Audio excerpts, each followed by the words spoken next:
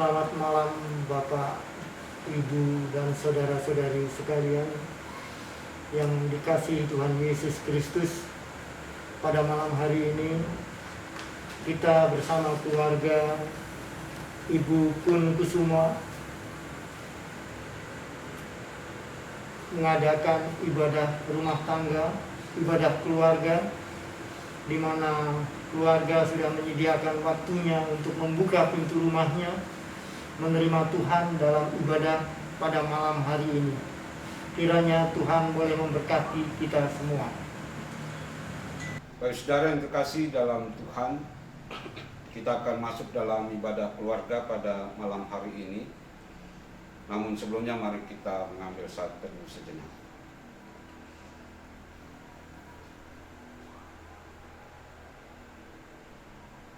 Bapak saudara yang terkasih dalam Tuhan, saya undang untuk berdiri. Kita bersama-sama bernyanyi dari Gita Bakti nomor 4, baitnya yang pertama saja. Bersorak bagi Tuhan, wahai umatnya, dan seterusnya kita nyanyikan bersama. Bersorak bagi Tuhan, wahai umatnya, hendaklah orang jujur puji namanya. Mainkanlah kecapi dan tabula rebana, bermazmur bagi Tuhan dan bersyukurlah. Mari kita berdoa. Ya Tuhan ya Bapa, bersama dengan keluarga Ibu Kun Kusumo, kami akan melakukan ibadah keluarga. Kiranya Tuhan Engkau bimbing kami, baik kami yang ada di rumah Ibu Kun, juga warga jemaat yang ada di rumah masing-masing. Biarlah kiranya Tuhan sertai ibadah kami dari awal, pertengahan hingga akhirnya. Dan ketika kami membaca dan merenungkan sebagian kesaksian firman-Mu, biarlah Engkau berikan kami hikmat agar kami mengerti kehendak dan rencana-Mu di dalam hidup dan kehidupan kami beriman hari lepas hari. Di dalam Yesus Kristus kami percaya Tuhan Bapa, Engkau telah ada di tengah-tengah persekutuan kami. Amin. Bapak saudara dipersilakan untuk duduk kembali. Pembacaan Alkitab pada malam hari ini terambil dari kitab Amsal pasal 9 ayat 10 sampai ayatnya yang ke-18. Kitab Amsal pasal 9 ayat 10 sampai ayatnya yang ke-18 berkata demikian. Permulaan hikmat adalah takut akan Tuhan, dan mengenal Yang Maha Kudus adalah pengertian. Karena oleh aku umurmu diperpanjang, dan tahun-tahun hidupmu ditambah. Jikalau engkau bijak, kebijakanmu itu bagimu sendiri. Jikalau engkau mencemooh, engkau sendirilah orang yang akan menanggungnya. Perempuan bebal, cerewet, sangat tidak berpengalaman. Ia dan tidak tahu malu. Ia duduk di depan pintu rumahnya, di atas kursi di tempat-tempat yang tinggi di kota, dan orang-orang yang berlalu di jalan yang lurus jalannya diundangnya dengan kata-kata, siapa yang tak berpengalaman, singgahlah kemari. Dan kepada orang yang tidak berakal budi katanya, air curian manis dan roti yang dimakan dengan sembunyi-sembunyi lezat rasanya. Tetapi orang itu tidak tahu bahwa di sana ada arwah-arwah, dan bahwa orang-orang yang diundangnya ada di dalam dunia orang mati. Demikianlah firman Tuhan yang berbahagia kita yang mendengarkannya dan mau melakukannya dalam hidup beriman. Haleluya. Haleluya. Haleluya. Haleluya.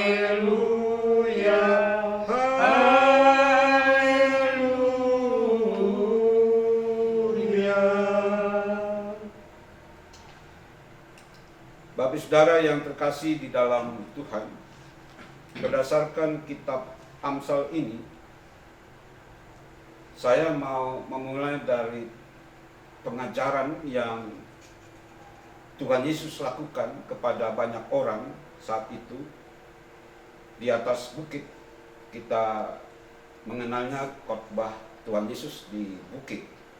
Nah, Bapak Saudara yang terkasih dalam Tuhan, saya tidak membahas tentang kebahagiaan yang dinyatakan oleh Tuhan Yesus dalam Injil Matius pasal 5, tetapi saya mau berangkat dari Injil Matius pasal 7 ayatnya yang ke-6. Dalam Injil Matius pasal 7 ayat ke-6, di sana dikatakan begini, "Jangan kamu memberikan barang yang kudus kepada anjing, dan jangan kamu melemparkan mutiaramu kepada babi, supaya jangan diinjak-injak dengan kakinya, lalu ia berbalik mengoyak kamu." Bapak Saudara, inilah pengajaran pertama yang saya ingin angkat dalam kesempatan malam ini. Dengan jelas di sana Tuhan Yesus ingin katakan sekali lagi bahwa hal yang baik itu jangan diberikan kepada yang tidak baik, atau hal yang baik jangan diganti dengan yang tidak baik. Yang kedua, Bapak Saudara, saya ingin katakan bahwa Matius 7 ayat yang ke-6 ini adalah bagian dari rangkaian pengajaran Tuhan Yesus di atas bukit, dan pengajarannya itu diakhiri dengan pengajaran tentang dua macam dasar.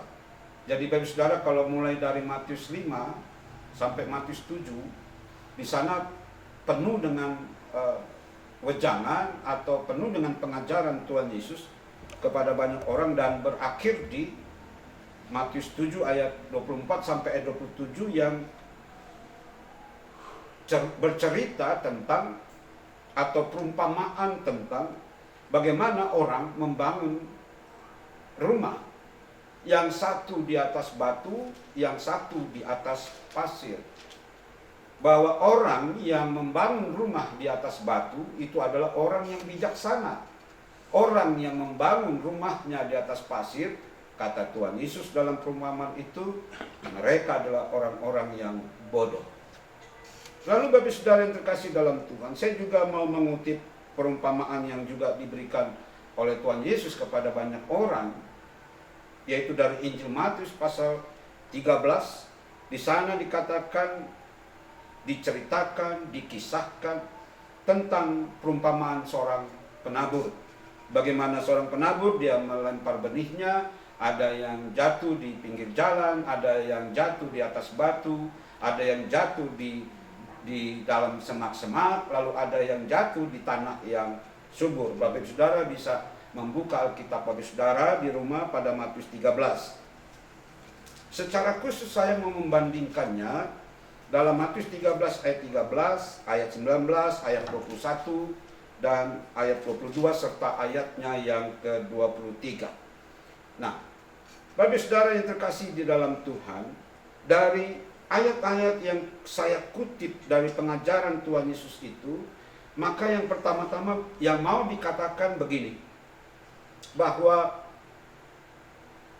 ibarat sebuah tanaman, Bapak Saudara, ketika kita mau menanam sesuatu atau kita mau melempar benih seperti penabur tadi, yang kita butuhkan apa? Yang kita butuhkan itu adalah media, tempat di mana benih itu mau kita tanam. Sekalipun kita punya benih kualitas unggul, tapi kalau kita tidak punya media yang tepat, maka sia-sialah benih yang unggul tadi. Nah, itu sebabnya sekali lagi bahwa sebuah tanaman dia bisa bertumbuh, dia bisa berakar, dia bisa bertumbuh, bahkan dia berbuah adalah ketika dia mendapatkan sebuah media atau tempat untuk bertumbuh. Itu yang pertama yang dikatakan dari apa yang dinyatakan oleh Tuhan Yesus tadi dalam Injil Matius yang sudah saya katakan tadi.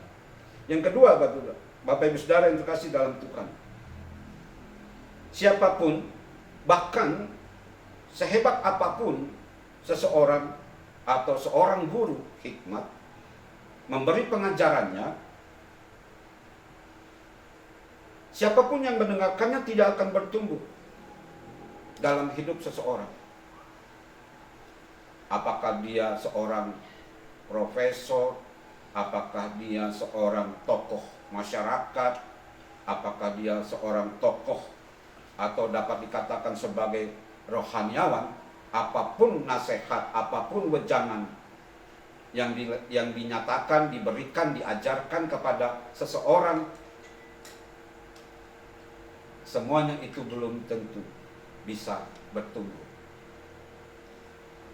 Baik itu sekali lagi dalam individu, perorangan, bisa dalam keluarga atau komunitas. Komunitas itu bisa, komunitas itu keluarga besar, komunitas itu bisa bicara tentang persekutuan gereja kita. Nah, Bapak Saudara yang terkasih dalam Tuhan, sekali lagi, siapapun dia, seperti apa yang dikatakan Tuhan Yesus, mutiara yang diberikan, mutiara yang disampaikan sebagai kata nasihat, sebagai wejangan, pasti Bapak Saudara yang terkasih dalam Tuhan akan ditolak dalam hidup itu tadi yang saya katakan, individu, keluarga, dan sebagainya. Kenapa? Karena belum tentu apa yang dinyatakan orang itu dia bertumbuh, dia tertanam di media yang subur. Kalau dia benih itu dilempar di tanah yang gersang, maka benih itu akan mati. Dia tidak akan bertumbuh. Nah, oleh sebab itu, yang ketiga, mau dikatakan bahwa sebuah hikmat hanya bisa bertumbuh pada orang yang takut akan Tuhan. Itu dalam bacaan kita. Jadi sekali lagi Bapak Saudara, bahwa sebuah hikmat dia akan bertumbuh dalam kehidupan seseorang, dalam keluarga, dalam persekutuan, kalau mereka semua itu adalah orang-orang yang takut akan Tuhan. Siapa orang yang takut akan Tuhan, Bapak Saudara? Orang yang takut akan Tuhan adalah orang yang memiliki sikap dan memiliki perilaku sesuai dengan apa yang dia yakini, sesuai dengan apa yang dia imani. Dan tentunya orang yang takut akan Tuhan, dia juga hidup di dalam ketaatan kepada siapa yang diimani. Kalau kita mengimani Kristus yang adalah Allah, yang adalah sumber kehidupan kita, maka kalau kita dikatakan orang yang takut akan Tuhan, maka sekali lagi bahwa sikap dan perilaku kita sesuai dengan apa yang dinyatakan oleh Kristus, dan kita juga taat dengan cinta kasih kepada Kristus. Itulah orang yang takut akan Tuhan. Nah, Bapak Saudara, orang yang takut Tuhan itu dalam kitab Amsal ini yang kita baca tadi dibandingkan dengan seorang pencemooh. Siapa itu pencemooh? Pencemooh itu adalah orang yang suka mengejek, orang yang suka menghina. Bahkan ketika dia mendengarkan sebuah pengajaran, dia mentertawakannya. Itulah pencemooh. Jadi hikmat tidak akan pernah bertumbuh di dalam kehidupan orang yang hari-harinya hanya sebagai pencemooh. Tapi sekali lagi bagi saudara, hikmat Tuhan itu akan bertumbuh di dalam kehidupan orang yang takut akan Tuhan.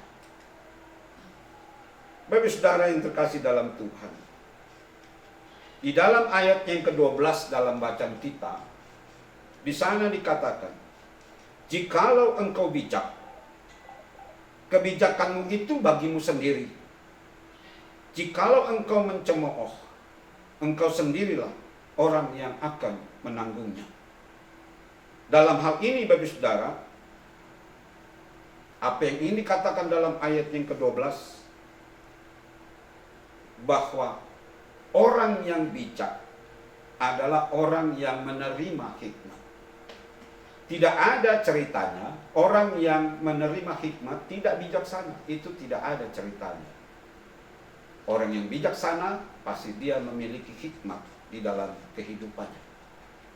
Dan keuntungan dari hikmat itu akan dinikmati setiap orang yang memiliki hikmat. Setiap orang yang hidup dengan bijaksana, dia akan mendapatkan keuntungan. Tetapi sebaliknya, barang siapa yang suka mencemooh, maka dia sendiri juga akan menanggung akibatnya. Barang siapa yang suka menghina, barang siapa yang suka mencela, dia akan menanggung akibatnya. Bapak saudara yang terkasih dalam Tuhan, di dalam bacaan kita, bagaimana orang yang berhikmat itu dibandingkan dengan seorang pelacur perempuan. Jadi kalau saya katakan pelacur perempuan, karena juga ada Bapak saudara sekarang ini, zaman modern ini, pelacur laki-laki ada.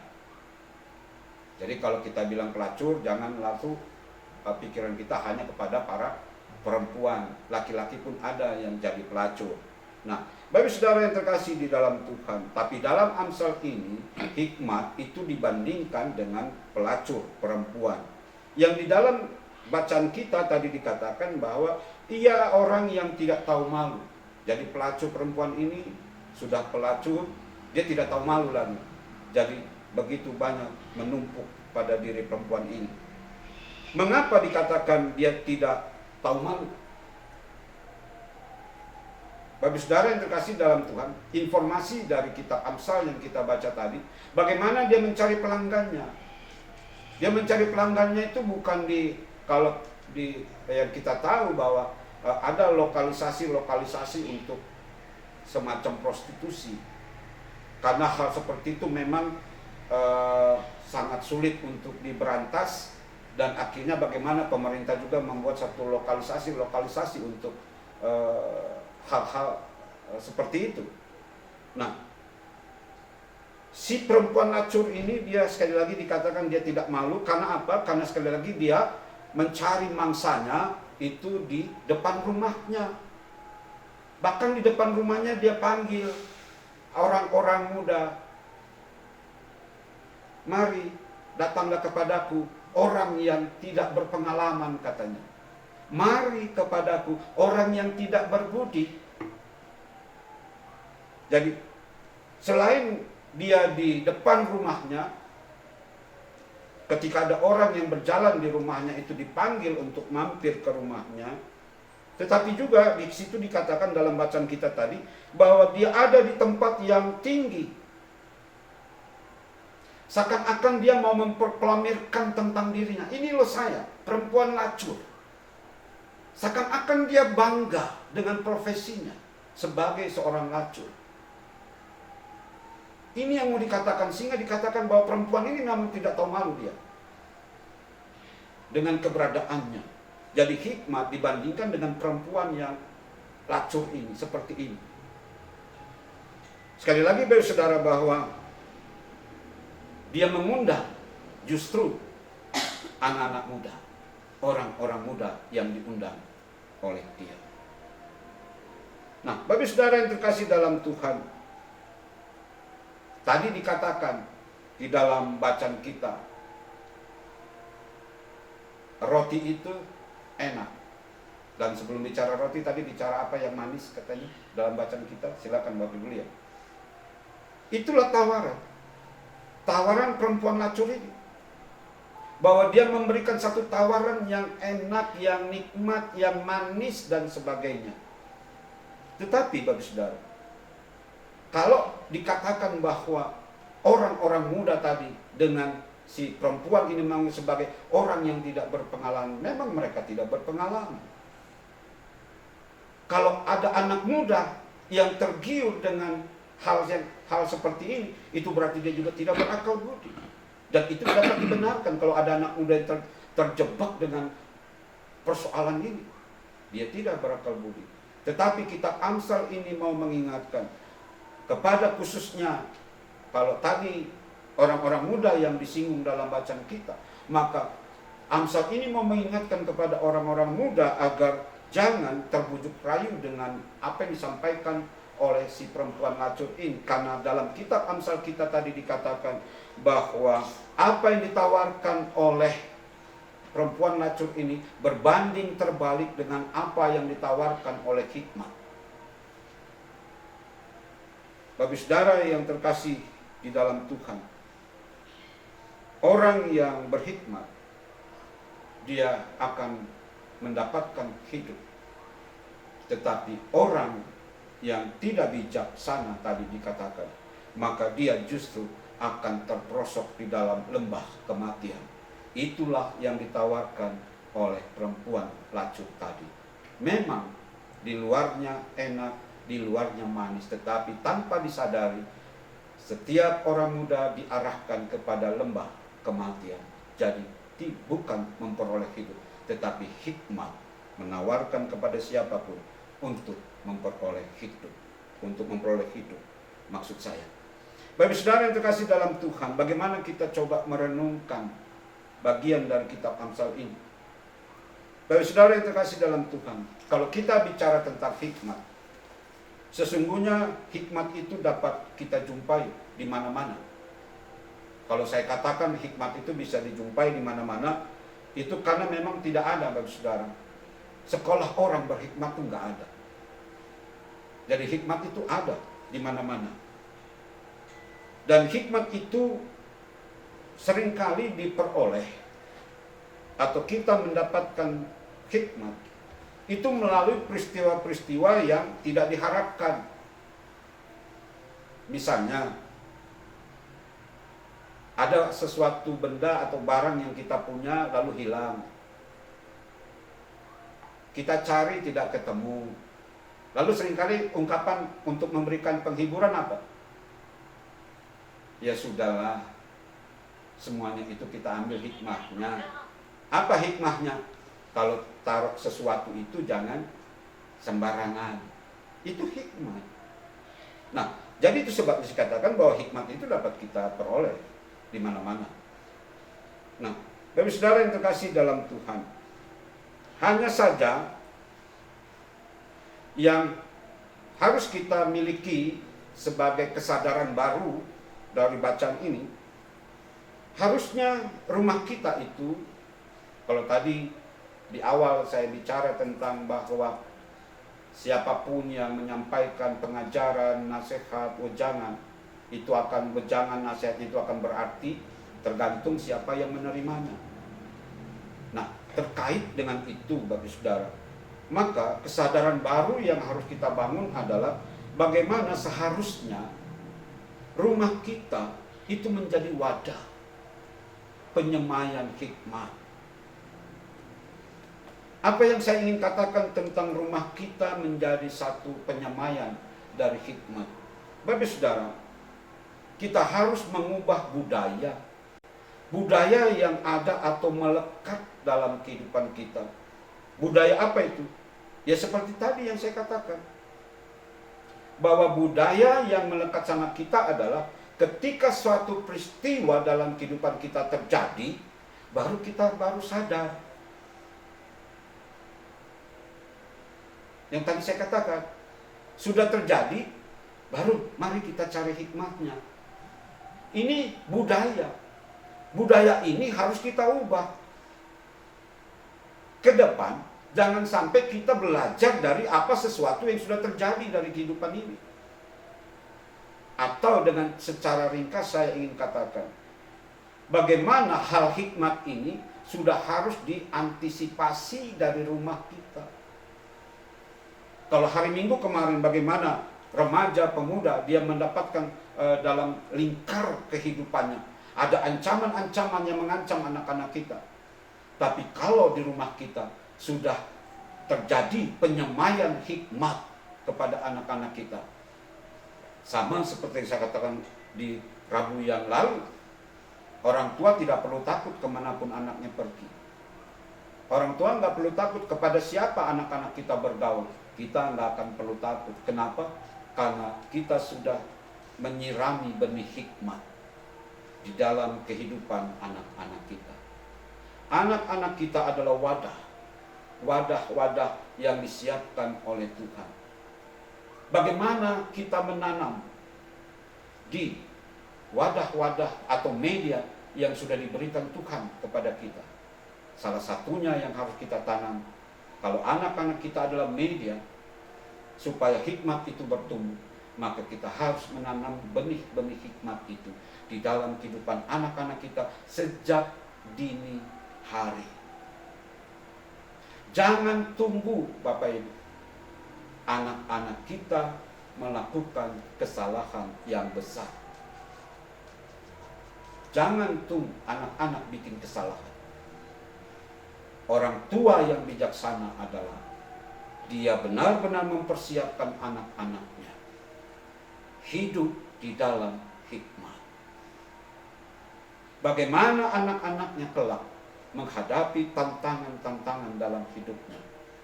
Maka sekali lagi Bapak Saudara, sebagai orang tua kita harus menyadari bahwa anak-anak itu adalah media yang diberikan oleh Tuhan kepada kita. Kita mau tanam apa di media itu? Apakah kita mau tanam semak belukar? Ataukah kita mau tanam tanaman-tanaman hutan yang bertumbuh liar begitu saja? Tanpa disiram, tanpa dipupuk, dia bertumbuh sendiri. Bagi saudara yang terkasih dalam Tuhan, kitab Amsal mengingatkan kita, media yang diberikan oleh Tuhan itu tanamlah kepada anak-anak kita benih hikmat. Sehingga kalau tadi saya bandingkan dengan semak belukar, maka anak-anak kita akan hidup di dalam tatanan. Bukan saja tatanan kita sebagai orang tua, tapi kalau hikmat itu berasal dari Allah, maka anak-anak kita akan bertumbuh di dalam firman-Nya. Maka anak-anak kita layak untuk mendapat gelar sebagai pewaris kerajaan Allah. Bapak Saudara, jadikan rumah Bapak Saudara tempat penyemayan hikmat yang dari Allah. Tuhan memberkati kita. Amin.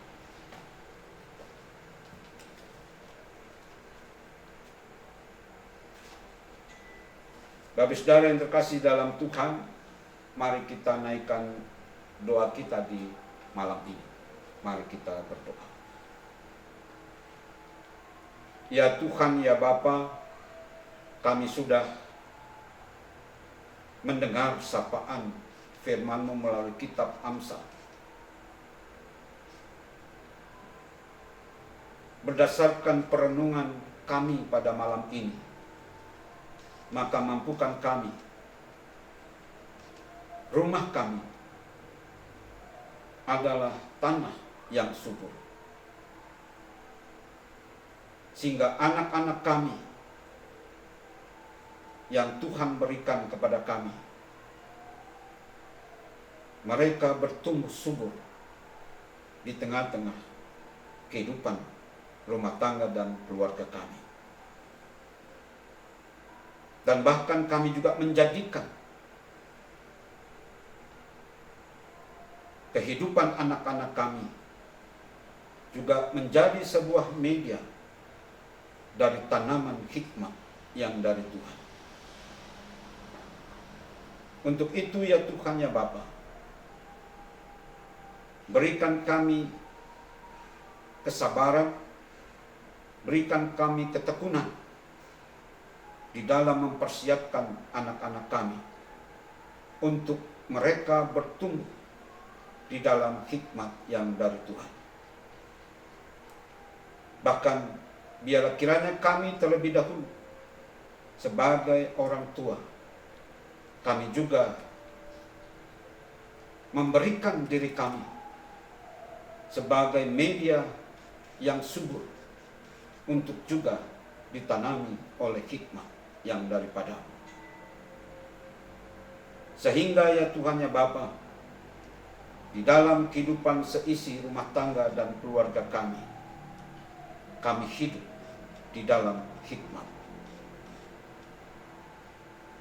Ya Tuhan, ya Bapa, biarlah firman Tuhan ini juga menjadi landasan berpijak bagi keluarga Ibu Kun Kusumo, bahkan menjadi landasan berpijak di dalam setiap kehidupan rumah tangga dan keluarga kita masing-masing. Ya Tuhan, ya Bapa, di dalam kesempatan rangkaian syafat ini, ketika Ibu Kun Kusumo di dalam menjalani masa tuanya, biarlah kiranya ya Tuhan, ya Bapa, Engkau terus memberikan hikmat kepadanya, sehingga Ibu Kun terus dapat membimbing kehidupan anak-anak yang Tuhan anugerahkan, bahkan cucu-cucu yang boleh Tuhan hadirkan dalam kehidupannya. Mereka semua bertumbuh di dalam hikmat Tuhan. Berikan kekuatan, kesehatan bagi Ibu Kun di dalam menjalani keseharian dengan segala tanggung jawab yang harus dikerjakan oleh Ibu Kun Kusumo di tengah-tengah kehidupan rumah tangga dan keluarga ini. Kami juga Tuhan Bapa mau berdoa bagi Vera beserta dengan anak-anaknya. Biar kiranya ya Tuhan, ya Bapa, Engkau juga berkenan untuk menyertai kehidupan Vera dengan keluarga di dalam menghadapi tantangan-tantangan dan pergumulannya sendiri. Biarlah oleh pertolongan Tuhan, maka Vera juga dimampukan Tuhan untuk menghadapi berbagai pergumulan dan tantangan kehidupannya.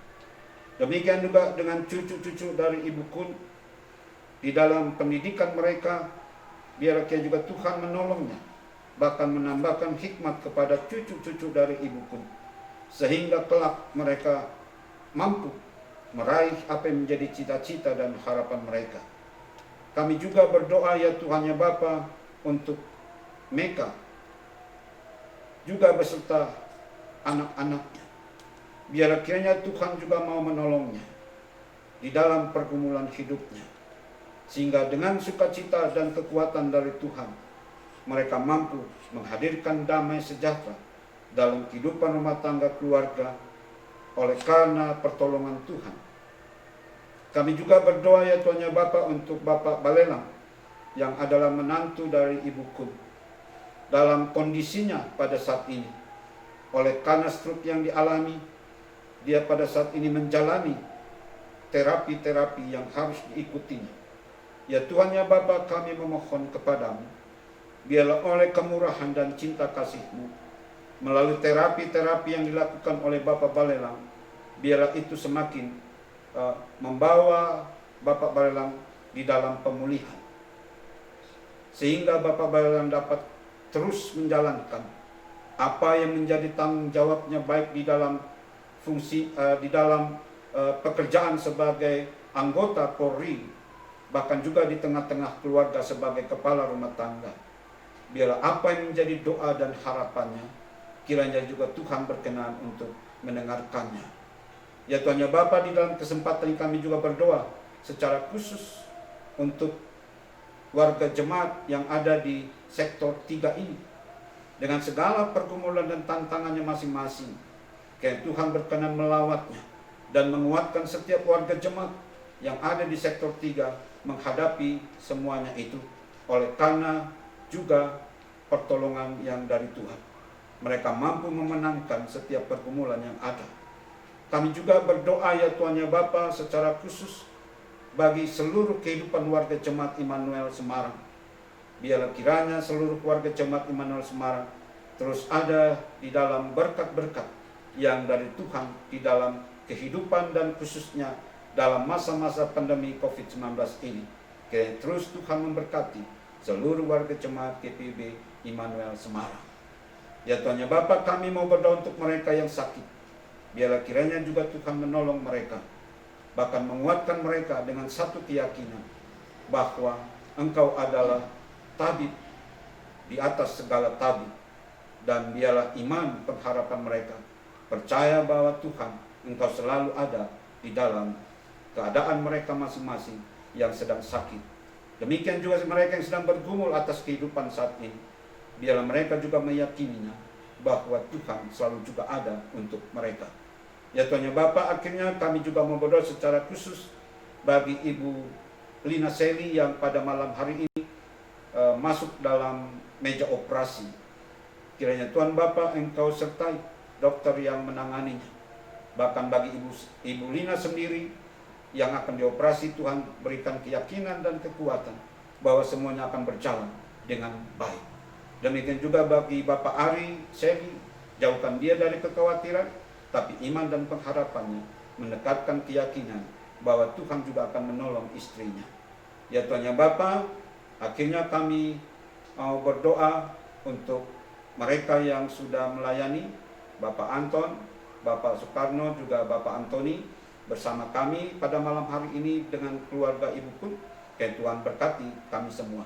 Ya Tuhan yang Bapa, akhirnya biarlah kiranya firman Tuhan yang sudah kami dengar itu menjadi bagian dalam kehidupan kami, dan ketika kami keluar dari persekutuan ini, kami hidup di dalam firman-Mu, karena kami percaya oleh janji-Mu, kalau kami hidup dalam firman-Mu maka kami akan memperoleh hidup.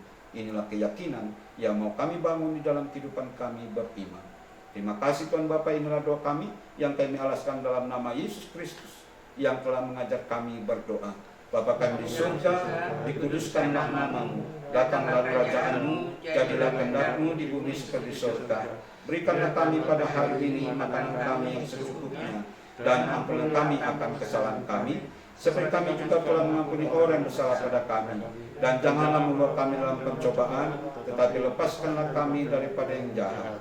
Karena Engkaulah yang mempunyai kerajaan dan kuasa dan kemuliaan sampai selama-lamanya. Amin. Dari saudara, kita diberikan kesempatan untuk menaikkan pengucapan syukur kita. Kita bernyanyi dari Gita Bakti nomor 69 sambil kita memberikan persembahan kita. Gita Bakti nomor 69 baitnya yang kedua. Kumulai dari keluargaku menjadi pelaku firman-Mu, dan sisa berikutnya kita nyanyikan bersama. Ku mulai dari keluargaku menjadi pelaku firman-Mu, selalu mendengar tuntunan Tuhan, berserah pada rencana kasih-Mu. Kadang-kadanglah jawaban Tuhan atas doaku.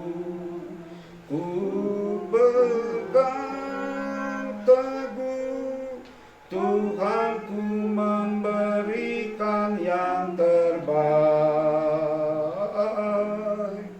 Ku mulai dari keluargaku, hidup memancarkan kasih-Mu. Walau ku lemah dan tidak layak, kuasa Tuhan menguatkan diriku. Bagi saudara yang terkasih dalam Tuhan, saya undang untuk berdiri. Kita bersama-sama menaikkan doa dan menutup ibadah ini. Mari kita berdoa. Ya Tuhan ya Bapa, kami telah memberikan persembahan yang juga asalnya daripada-Mu. Biarlah kiranya persembahan yang asalnya juga daripada-Mu ini yang kami berikan, itu dapat dipakai di dalam menjalankan panggilan pengutusan, pelayanan kesaksian di tengah-tengah kehidupan jemaat Immanuel Semarang, juga di dalam kerangka bagaimana jemaat Immanuel hadir di tengah-tengah masyarakat di mana GPB Jemaat Immanuel berada. Ya Tuhan, ya Bapa, biarlah kiranya persembahan ini berkenan di hadapan-Mu, dan apa yang tersisa dalam kehidupan kami memakainya, kami menggunakannya juga dengan hikmat yang dari Tuhan. Dan akhirnya ya Tuhan ya Bapa, kami semua bersedia, bahkan kami memberi diri untuk mendapatkan berkat yang dari Tuhan. Kiranya kasih karunia dan damai sejahtera dari Allah Bapa dan dari Tuhan Yesus Kristus di dalam persekutuan Roh Kudus kiranya tetap tinggal di tengah-tengah kehidupan rumah tangga keluarga Ibu Kun Kusumo, juga menyertai setiap kehidupan kita masing-masing dari sekarang kekal selama-lamanya. Amin. Amin. Amin.